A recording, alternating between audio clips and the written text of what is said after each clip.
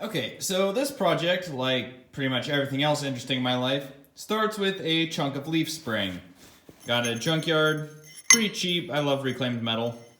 Just because, well, I can get a pack of these for like $5 at a local junkyard, and that much steel would probably cost me like 500 if I were to order it offline.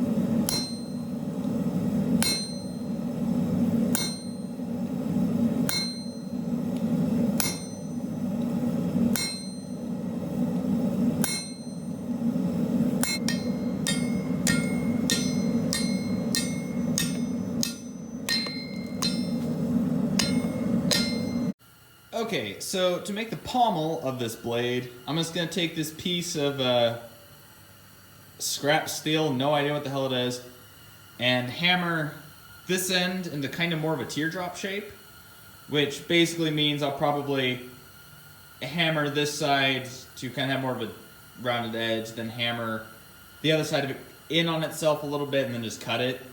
Hammer until I get the shape I want. Basic blacksmithing techniques there. So,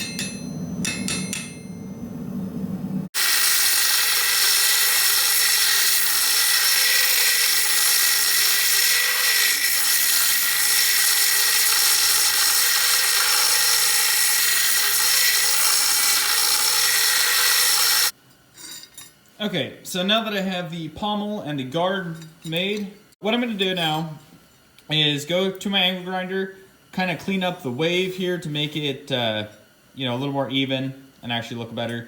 And then, of course, sharpen or bevel the edge and get it to where it's, close to where I can sharpen it after heat treat. So I'm just going to leave the center of it rough, along with the guard, which I sanded a little bit. And then this is cleaned up. But what I'm going to do is I'm going to heat cycle both of these to where they'll look pretty much like that. That's why I sanded this a little bit, so it still has some cleaned up stuff, like the pommel, so they look the same. But I think it's going to make a cool dagger when it's done. Kind of got some heft to it too, but I guess I haven't put the bevels in, so we'll see what it looks like when I'm done with that.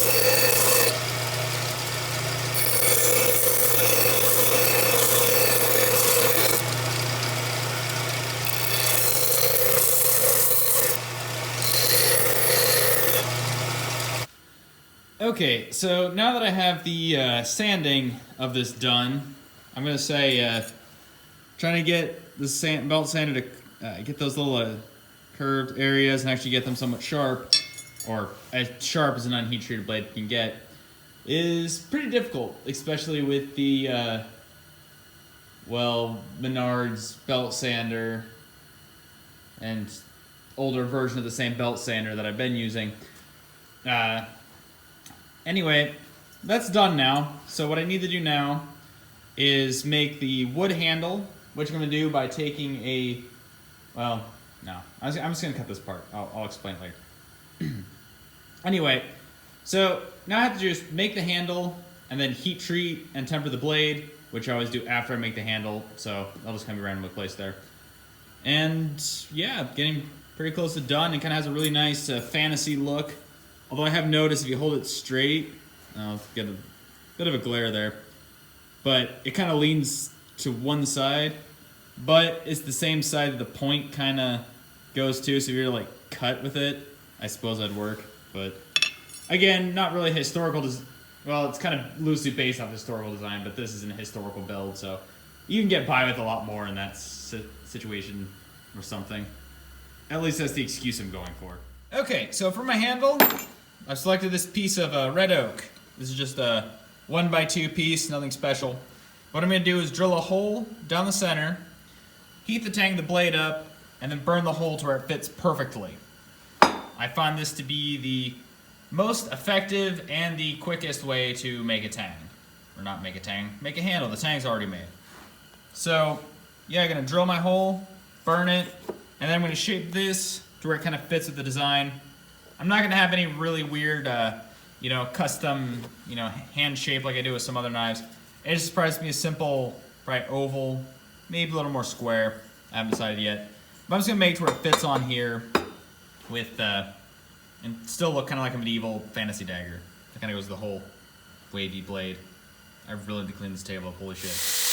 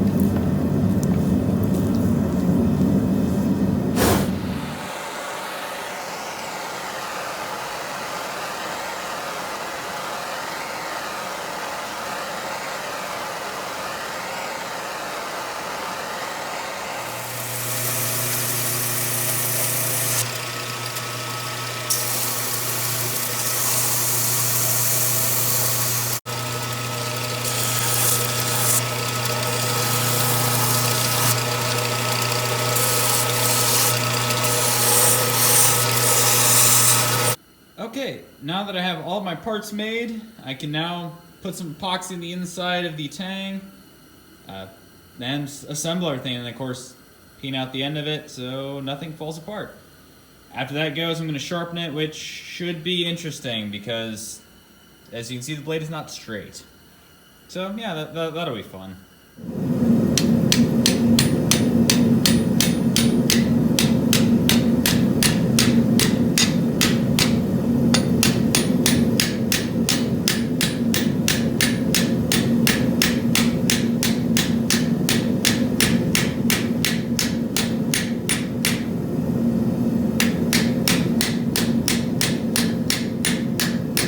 So now that this blade is, well, basically completed, everything's tight, nothing moves, handles stained and sealed, now we have to figure out how to sharpen this oddly shaped blade. My solution, I'm going to use similar to what I use for sharpening karambits and a couple sides that I made, is taking a wooden dowel with some sandpaper and a vise. Basically, I'm going to run across here like I normally would, but since it's a rounded surface, it allows me to kind of get in the dips, and then of course the upper spots about the same. And then I'm just going to go through all the grits like I usually would until this thing is, sharp where you touch it and it cuts you.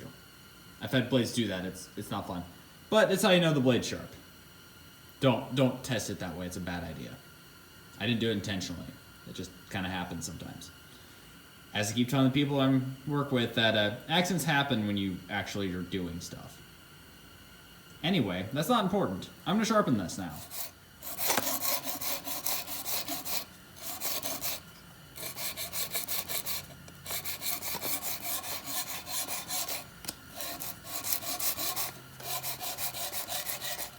And that is how you make a flamberge dagger. After a bunch of hand sanding to actually get the thing sharp. And with that technique, there's a few times my hand got a little close to the blade, because I ended up just holding the blade and then doing the hand sanding by holding the blade and the dowel. It was a lot of work, but it's sharp now. I didn't quite go to a mirror polish like I often would, but I think with this blade, I think it looks cooler that it isn't. And it's still plenty sharp.